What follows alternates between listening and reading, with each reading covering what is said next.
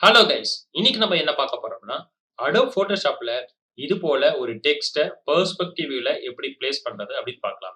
இப்ப பார்த்தீங்கன்னா, இதே இமேஜ் நான் இன்னொரு டாக்குமெண்ட்ல வச்சிருக்கேன். இப்போ நான் ஸ்டாப் அப்படின்ற டெக்ஸ்ட்ட இந்த இடத்துல நான் பிளேஸ் பண்ணணும்னு நினைக்கிறேன். அதுக்கு நான் டெக்ஸ்ட் டூல் எடுத்துக்கிறேன். டெக்ஸ்ட் டூல் எடுத்துட்டு ஸ்டாப் அப்படின்ற டெக்ஸ்ட்ட நான் டைப் பண்ணிக்கிறேன். இப்படி டைப் பண்ணியாச்சு. இப்ப நான் என்ன பண்றேன் அப்படின்னா, இந்த டெக்ஸ்ட்ட மட்டும் நான் செலக்ட் பண்ணிக்கிறேன். ஸோ செலக்ட் பண்றதுக்கு இந்த செலக்ஷன் டூலுக்கு போறேன். அதாவது ரெக்டாங்குலர் செலக்ஷன் டூலுக்கு போறேன். செலக்ஷன் டூல்ல போயிட்டு நான் இத செலக்ட் பண்ணிக்கிறேன். செலக்ட் பண்ணிட்டு, இப்போ நான் இந்த இடத்துல எடிட்க்கு போறேன். எடிட்ல போயிட்டு காப்பி அப்படின்னு நான் குடுத்துக்கிறேன். இப்படி காப்பி குடுத்ததுக்கு அப்புறம் நான் டீசெலக்ட் பண்ணிக்கிறேன். டீசெலக்ட் பண்றதுக்கு செலக்ட் மெனுக்கு போறேன். டீசெலக்ட் அப்படின்னு நான் குடுத்துக்கிறேன். ஸோ இப்போ டீசெலக்ட் ஆயிடுச்சு. இதுக்கு அடுத்து நமக்கு இந்த லேயர் தேவையில்ல. ஸோ இந்த லேயர் ஆஃப் பண்ணிக்கிறேன். ஆஃப் பண்ணிட்டு இன்னொரு நியூ லேயர நான் போட்டுக்கிறேன். ஸோ நியூ லேயர் போட்டாச்சு.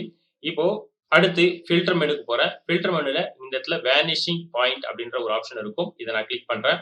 ஸோ இப்படி கிளிக் பண்ண பிறகு பார்த்தீங்க அப்படின்னா, எனக்கு புதுசா ஒரு விண்டோ ஓப்பன் ஆகும். அதாவது வேனிஷிங் பாயிண்ட்க்குன்னு தனி ஒரு விண்டோ ஓப்பன் ஆகும்.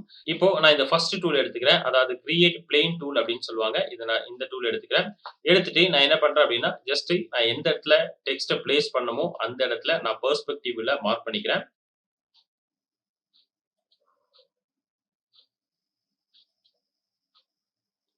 கைஸ் இதுல கவனிக்க வேண்டிய விஷயம் அப்படின்னா, இந்த லைன் வந்து ரெட் கலர்ல இருக்கக்கூடாது. ப்ளூ கலர் லைன் மாறணும்.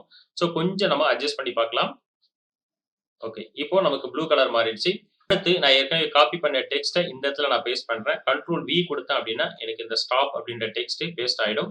அடுத்து இப்ப நான் இந்த இடத்துல வச்சுட்டு கண்ட்ரோல் டி அப்படின்ற நான் குடுக்குறேன். டிரான்ஸ்ஃபார்ம்க்கான ஷார்ட்கட் கீ கண்ட்ரோல் டி. இப்ப நான் கண்ட்ரோல் டி குடுத்துட்டு நான் என்ன பண்றேன் அப்படின்னா, இப்போ இது 90 டிகிரி இப்படி நான் ரொட்டேட் பண்ணிக்கிறேன். ஸோ இப்படி ரொட்டேட் பண்ணி முடிச்சுட்டு, நான் இத அப்படியே இந்த இடத்துல நான் பிளேஸ் பண்றேன்.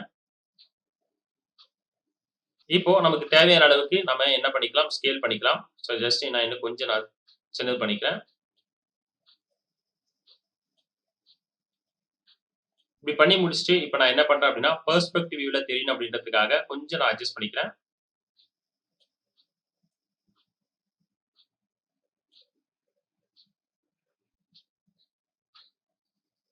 ஓகே.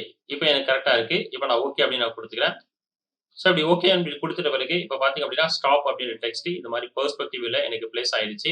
அடுத்து இன்னும் கொஞ்சம் ரியலா தெரியணும் அப்படின்றதுக்காக, இந்த டெக்ஸ்ட் பேக்கிரவுண்ட் லேயரோட நான் மெர்ஜ் பண்ணணும்னு நினைக்கிறேன். அதுக்கு நான் என்ன பண்றேன் அப்படின்னா, இந்த லேயர நான் டபுள் கிளிக் குடுக்குறேன். டபுள் கிளிக் குடுத்தேன் அப்படின்னா, லேயர் ஸ்டைல் ஓப்பன் ஆகும். இந்த இடத்துல பார்த்தீங்கன்னா, அண்டர்லேயிங் லேயர் அப்படின்ற ஒரு ஆப்ஷன் இருக்கும். இந்த இடத்துல ஆல்ட்ட ஹோல்ட் பண்ணிட்டு ஜஸ்ட் நான் இப்படி கொண்டு வரேன். ஸோ இப்படி கொண்டு வந்தேன் அப்படின்னா, எனக்கு என்ன ஆகும் பேக்கிரவுண்டோட இந்த டெக்ஸ்ட் மெர்ஜ் ஆவறது பார்க்கலாம். ரைட். இதையும் நான் இன்னும் கொஞ்சம் இப்படி கொண்டு வரேன். ஓகே. இப்ப கரெக்ட்டா இருக்கு. ஜஸ்ட் இப்ப நான் ஓகே அப்படின்னு நான் குடுக்குறேன். கைஸ் இப்ப பார்த்தீங்க அப்படின்னா, இந்த ஸ்டாப் அப்படின்ற டெக்ஸ்ட் பெர்ஸ்பெக்டிவ்லயே வந்திருக்கு. அதுவும் பேக்கிரவுண்ட் லேயரோட கரெக்ட்டா மெர்ஜ் ஆயிருக்கு.